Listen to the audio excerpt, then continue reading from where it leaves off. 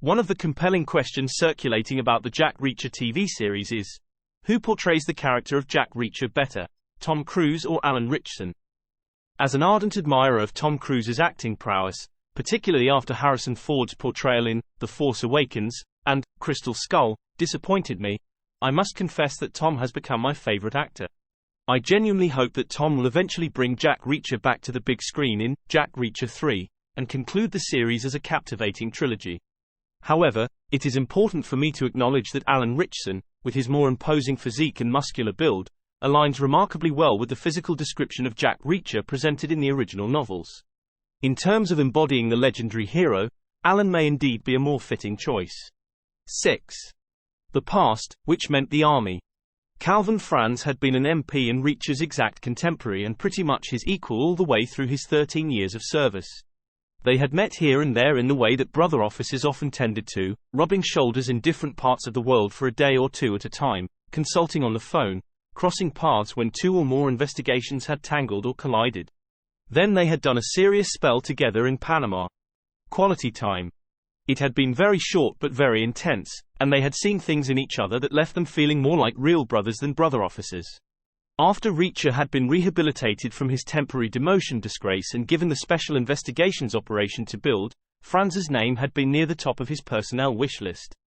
They had spent the next 2 years together in a real unit within a unit hothouse. They had become fast friends. Then, as often happened in the army, new orders had come in and the special operation had been disbanded and Reacher had never seen Franz again. Until that moment, in an autopsy photograph punched into a 3-ring binder laid flat on a sticky laminate table in a cheap diner. In life, Franz had been smaller than Reacher but bigger than most other people. Maybe 6'3" and 210. Powerful upper body, low waist, short legs. Primitive, in a way. Like a caveman. But overall he had been reasonably handsome. He had been calm, resolute, capable, relaxing to be around. His manner had tended to reassure people. He looked awful in the autopsy photograph. He was laid out flat and naked on a stainless tray and the camera's flash had bleached his skin pale green. Awful. But then, dead people often looked pretty bad. Reacher asked, "How did you get this?" Neagley said, "I can usually get things." Reacher said nothing in reply to that and turned the page. Started in on the dense mass of technical information. The corpse had been measured at 6 feet 3 inches in length and weighed 190 pounds. Cause of death was given as multiple organ failure due to massive impact trauma. Both legs were broken. Ribs were cracked. The bloodstream was flooded with free histamines. The body was severely dehydrated and the stomach held nothing but mucus. There was evidence of rapid recent weight loss and no evidence of recent food consumption. Trace evidence from the recovered clothing was unexceptional, apart from unexplained ferrous oxide powder ground into both pant legs, low down, on the shins, below the knee and above the ankle. Reacher asked, "Where was he found?" Neagley said, "In the desert about 50 miles north and east of here. Hard sand, small rocks, 100 yards off the shoulder of a road. No footprints coming or going. The waitress brought the food." Reacher paused as she unloaded her tray and then started his sandwich, left-handed, to keep his right grease-free for turning the autopsy pages. Neagley said, "2 deputies in a car saw buzzards circling. Went to check. Hiked out there. They said it was like he had fallen out of the sky. The pathologist agrees." Reacher nodded. He was reading the doctor's conclusion, which was that a free fall from maybe 3,000 feet onto hard sand could have produced the right amount of impact and caused the internal injuries observed, if Franz had happened to land flat on his back, which was aerodynamically possible if he had been alive and flailing his arms during the fall. A dead weight would have fallen on its head. Neagley said, "They made the ID through his fingerprints." Reacher asked, "How did you find out?" "His wife called me. 3 days ago. Seems he kept all our names in his book. A special page. His buddies, from back in the day. I was the only one she could find. I didn't know he was married. It was recent. They have a kid, 4 years old." "Was he working?" Neagley nodded. "He set up as a private eye. A one-man band. Originally. Some strategic advice for corporations. But now mostly background checks. Database stuff. You know how thorough he was." "Where?" "Here in LA. Did all of you set up as private eyes?" Most of us, I think. Except me. It was the only marketable skill we had. What did Franz's wife want you to do? Nothing. She was just telling me. She doesn't want answers. The cops are on it. Le County Sheriff, actually. Where he was found is technically part of LA County. Outside of the LAPD's jurisdiction, so it's down to a couple of local deputies. They're working on the airplane thing. They figure it was maybe flying west out of Vegas. That kind of thing has happened to them before. Reacher said, it wasn't an airplane. Neagley said nothing. Reacher said, an airplane has a stall speed of, what? 100 miles an hour? 80? He'd have come out the door horizontal into the slipstream. He'd have smashed against the wing or the tail. We'd see perimortem injuries. He had 2 broken legs. How long does it take to freefall 3,000 feet? 20 seconds? His blood was full of free histamines. That's a massive pain reaction. 20 seconds between injury and death wouldn't have even gotten it started. So? The broken legs were old. 2, 3 days minimum. Maybe more. You know what ferrous oxide is? Rust, Neagley said. On iron. Reacher nodded. Someone broke his legs with an iron bar. Probably one at a time. Probably tied him to a post. Aimed for his shins. Hard enough to break the bone and grind rust particles into the weave of his pants. Must have hurt like hell. Neagley said nothing. And they starved him, Reacher said. Didn't let him drink. He was 20 pounds underweight. He was a prisoner, 2 or 3 days. Maybe more. They were torturing him. Neagley said nothing. Reacher said, it was a helicopter. Probably at night. Stationary hover, 3,000 feet up. Out the door and straight down. Then he closed his eyes and pictured his old friend, tumbling, 20 seconds in the dark, cartwheeling, flailing, not knowing where the ground was. Not knowing exactly when he would hit. 2 shattered legs trailing painfully behind him. Therefore it probably wasn't coming from Vegas, he said. He opened his eyes. The round trip would be out of range for most helicopters. It was probably coming north and east out of La. The deputies are barking up the wrong tree. Neagley sat quiet. Coyote food, Reacher said. The perfect disposal method. No tracks. The airflow during the fall strips away hairs and fibers. No forensics at all.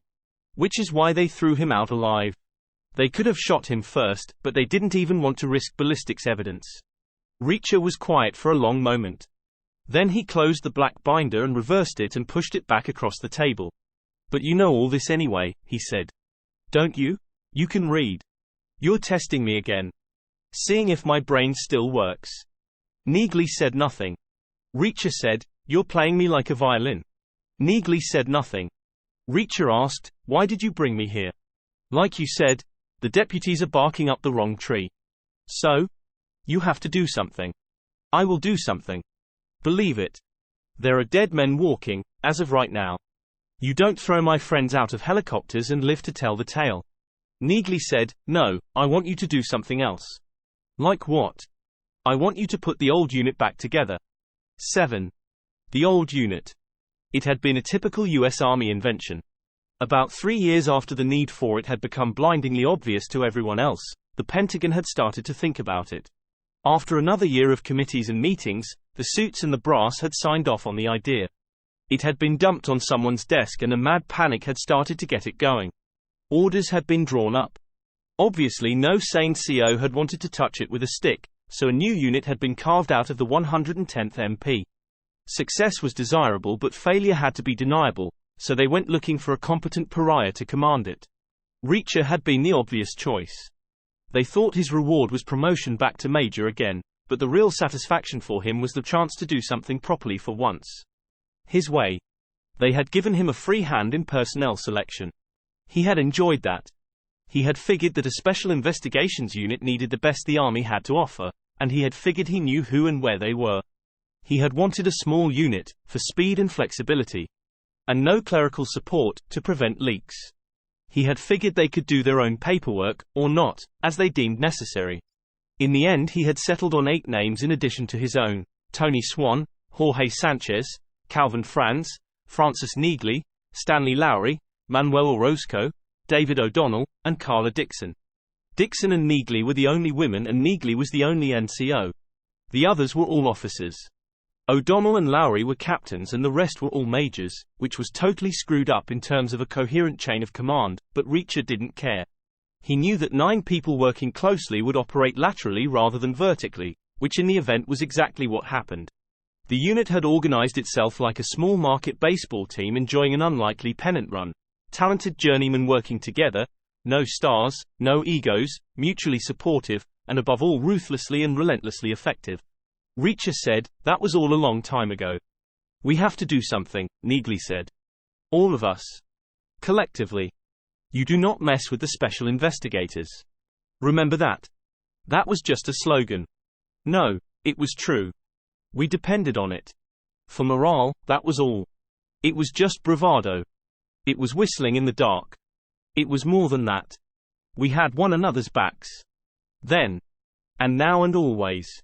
It's a karma thing. Someone killed Franz, and we can't just let it go. How would you feel if it was you, and the rest of us didn't react? If it was me, I wouldn't feel anything. I'd be dead. You know what I mean. Reacher closed his eyes again and the picture came back, Calvin Franz tumbling and cartwheeling through the darkness. Maybe screaming. Or maybe not. His old friend. I can handle it. Or you and I together. But we can't go back to how it was. That never works. We have to go back. Reacher opened his eyes. Why? Because the others are entitled to participate. They earned that right over 2 hard years. We can't just take it away from them unilaterally. They would resent that. It would be wrong. And we need them, Reacher. Because Franz was good. Very good.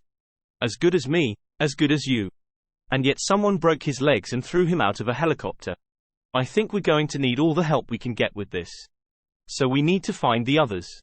Reacher looked at her. Heard her office guy's voice in his head. There's a list of names. You're the first to get back to her. He said, the others should have been a lot easier to find than me. Neagley nodded.